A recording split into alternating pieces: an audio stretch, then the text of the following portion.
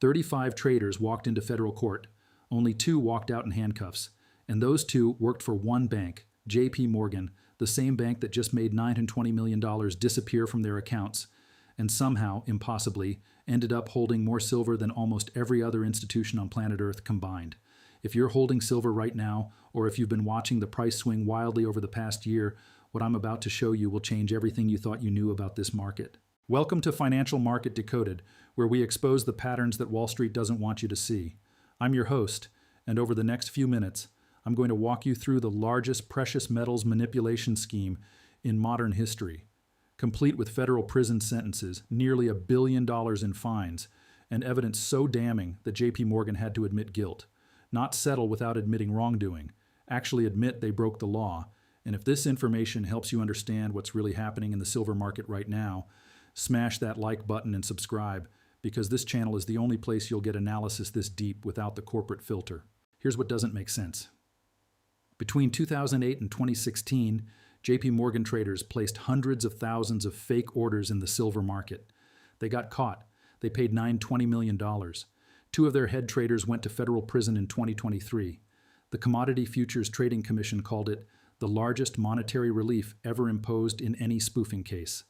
And then, in 2025, silver hit $83 per ounce, a 260% rally.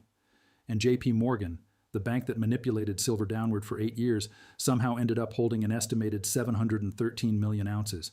Let me say that number again, 713 million ounces. That's more physical silver than most countries hold in strategic reserves. Something is very wrong. And by the end of this video, you will understand exactly what it is. Let me tell you what nobody is telling you about JP Morgan and silver. In March 2008, Bear Stearns collapsed. You remember this, the financial crisis, mortgage-backed securities, bank runs. What you probably don't remember is that Bear Stearns was holding massive short positions in precious metals. Analysts who've reconstructed the data from CFTC reports estimate Bear Stearns had roughly $2.7 billion in mark-to-market exposure to gold and silver shorts when they went under. Gold was moving $200 an ounce against them. Silver was moving $7 against them. Their liquidity dropped from $18 billion to $2 billion in 3 days. The Federal Reserve had to step in with a $12.9 billion emergency loan, and then JP Morgan bought them for $10 a share, down from a peak of 170. JP Morgan didn't just buy Bear Stearns. They inherited the entire derivatives book, including what market participants described as substantial precious metals short exposure. Now here's where it gets interesting. After that acquisition, JP Morgan's precious metals desk engaged in what prosecutors later called systematic spoofing. And they didn't do it for a few months. They did it for 8 years straight. Now look at this. Between 2008 and 2016, JP Morgan traders placed hundreds of thousands of orders to buy or sell gold, silver, platinum, and palladium futures contracts with the intent to cancel those orders before execution. This is called spoofing. You place a fake buy order to make it look like there's demand. Prices start moving up, then you quickly sell into that artificial demand and cancel your fake buy order before anyone can fill it. Or you do the reverse, fake sell orders, prices drop, you buy the cheaper metal, cancel the fake sells. It's market manipulation, and JP Morgan did it hundreds of thousands of times. The evidence is not circumstantial. The Commodity Futures Trading Commission documented this. The Department of Justice prosecuted it. Michael Nowak, the head of JP Morgan's global precious metals desk, got 1 year and 1 day in federal prison. Greg Smith, executive director on the same desk, got 2 years. They were sentenced in August 2023. These are not made-up numbers. Anyone can verify this. The DOJ press release is still online. 2 traders from the largest bank in America went to federal prison for rigging the silver market. But wait, it gets worse. JP Morgan didn't just admit to spoofing. They admitted to manipulative and deceptive conduct that significantly benefited JPM and harmed other market participants. Those are the exact words from the CFTC order. And the settlement? $920.2 million. Let me break that down for you. $436 million in civil penalties, $301 million in restitution to victims, $172 million in disgorgement of profits. That's the largest fine ever imposed in a spoofing case. Ever. And JP Morgan paid it in September 2020. Now here's what you need to understand. JP Morgan wasn't alone. Between 2016 and 2025, 8 major banks paid a combined $1.27 billion in fines for manipulating precious metals markets. Scotiabank paid $127.5 million and exited the precious metals business entirely. HSBC paid $76.6 million. Deutsche Bank paid $75.5 million. Bank of America paid $25 million. UBS paid $20 million. Goldman Sachs settled for $20 million. Morgan Stanley paid $1.5 million. These are documented settlements. I have the data. These are not made-up numbers. The regulatory filings are public record. This means for you, if you were buying silver between 2008 and 2016, you were buying into a rigged market. The prices you saw were not real. They were artificially suppressed by the largest banks in the world working together to profit from fake orders and manipulated benchmarks. And if you sold silver during that time because the price wasn't moving, you sold because they wanted you to sell. While you were watching silver go nowhere for years, they were accumulating. While you were getting frustrated that silver wasn't reflecting inflation or industrial demand, they were placing hundreds of thousands of fake orders to keep the price down. And when they finally got caught, when two of their traders went to prison, when they paid nearly $1 billion in fines, the manipulation stopped. And then look what happened to the price. January 2024, silver was trading at $23 per ounce. By May 2024, it broke $30. That's a 30% move. By October 2025, it hit 54.46. That's a 137% rally. And in December 2025, silver peaked at $83 per ounce. That's a 260% gain in less than 2 years. This is not conspiracy. This is documented fact. Trading Economics has the data. Money Control reported the all-time high. The Silver Institute documented the supply deficits that drove it. Now let me explain how this actually works, because this is critical. Silver is a small market. The entire annual physical supply is only about 850 million ounces from mining. That's roughly 1/10 the size of the gold market. And here's the key point. Now, between 2021 and 2025, the silver market was in a structural deficit every single year. Demand outstripped supply by approximately 820 million ounces cumulatively over 5 years. That's almost an entire year of global mine production. Where did that silver come from? Above ground stockpiles, inventories, existing supply. And those inventories were being drained year after year after year. Think of it like this. Imagine you have a bathtub. Water is flowing out faster than it's flowing in. For a while, you still have water in the tub, so everything seems fine. But eventually, the water level drops so low that you can't ignore it anymore. That's what happened in silver. And in December 2025, the bathtub almost ran dry. Here's the smoking gun. Between December 1st and December 4th, 2025, approximately 47.6 million ounces of physical silver were claimed from COMEX warehouses. That's 60% of the available registered inventory in 4 days. Let that sink in. 60% gone in 4 days. The registered inventory dropped to about 127.6 million ounces. The market went into what's called backwardation, which means spot prices were higher than futures prices. That's not supposed to happen in a normal market. It means people wanted physical metal right now more than they wanted paper promises for delivery later. The CME had to raise margin requirements multiple times to try to control the volatility. And it wasn't just COMEX. In November 2025, 4 major Chinese banks, including the Industrial and Commercial Bank of China, suspended new silver trading accounts. They raised margin requirements. They updated circuit breakers. These are the largest banks in China taking emergency measures because silver was moving too fast and they couldn't manage the risk. This is documented in the Global Times and China Daily. This is why professionals were panicking, while retail investors were just watching the price go up and down without understanding what was happening underneath. I've seen this exact pattern before. In 1980, the Hunt brothers tried to corner the silver market. They drove the price from $6 to nearly $50 in a matter of months by buying up physical supply. The market broke, regulators stepped in, the price collapsed. But here's the difference. The Hunt brothers were trying to manipulate the market UP. JP Morgan and the other banks were manipulating it down for 8 years. And when that suppression finally ended, when the prosecutions were over, when traders went to prison and billion-dollar fines were paid, the market did what it was always going to do. It reflected the actual supply and demand fundamentals, and those fundamentals showed a massive deficit. Here's my specific prediction, on the record. Silver will test the $100 level before the end of 2026. I'm giving this prediction on February 16th, 2026. Screenshot this. Hold me accountable. Here's why I believe this. JP Morgan holds an estimated 713 million ounces of silver right now. That's approximately 517 million ounces in the SLV ETF, where they serve as custodian, plus an estimated 196 million ounces in COMEX proprietary and brokerage positions. This is based on CFTC bank participation reports and ETF holding disclosures. JP Morgan went from being the biggest manipulator keeping prices down to being the largest holder of physical silver on the planet. They flipped from short to long.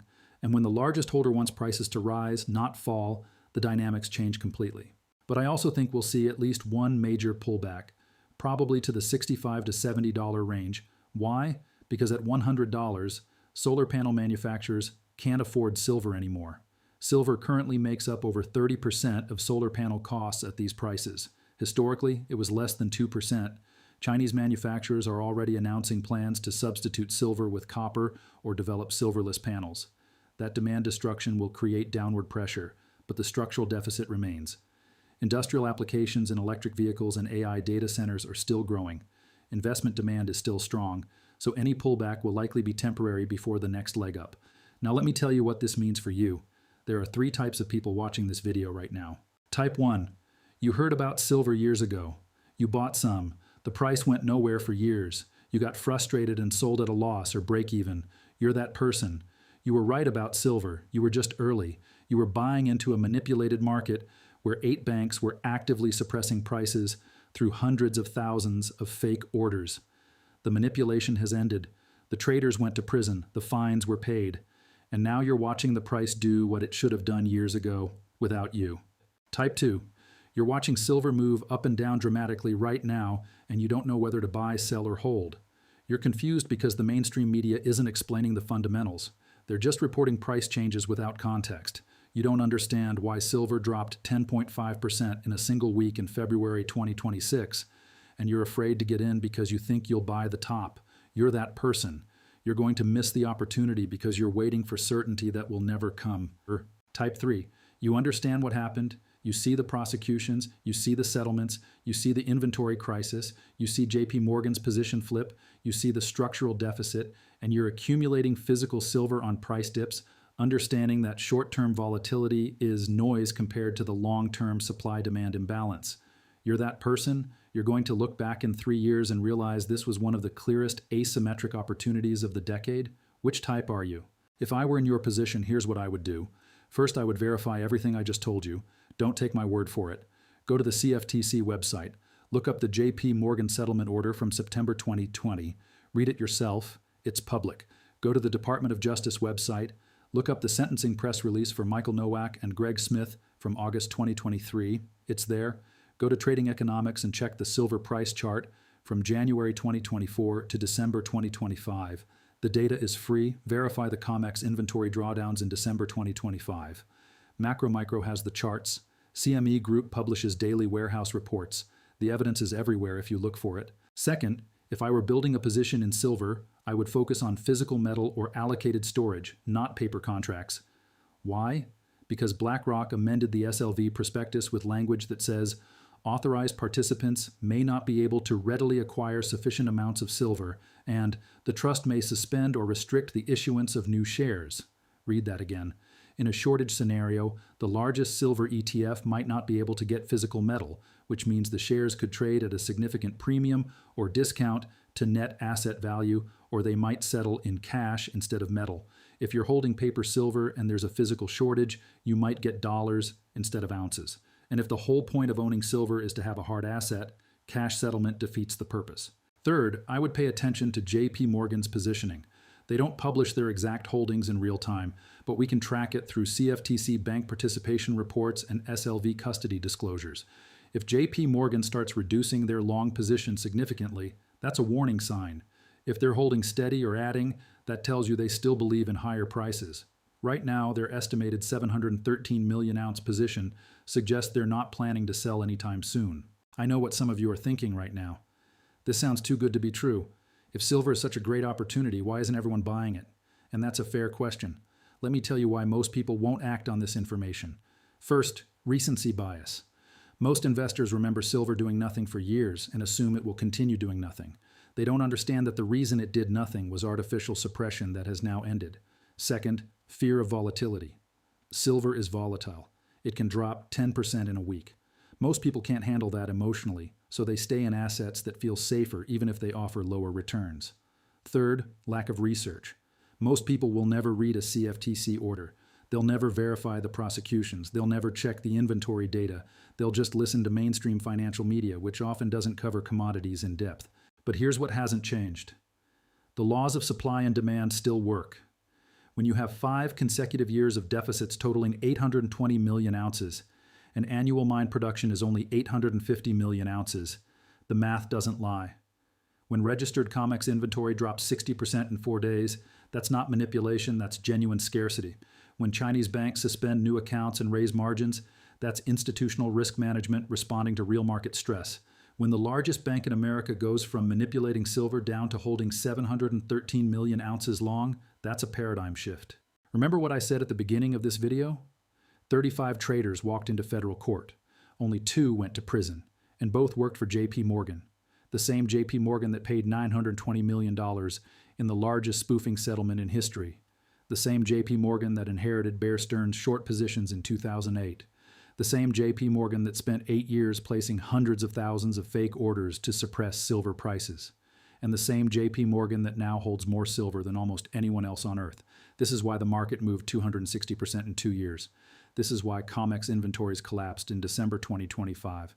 This is why TD Securities lost $2.39 million closing a failed short position in October 2025.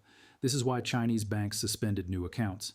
The manipulation ended, the traders went to prison, the deficits caught up, and the price finally started reflecting reality. Let me leave you with this.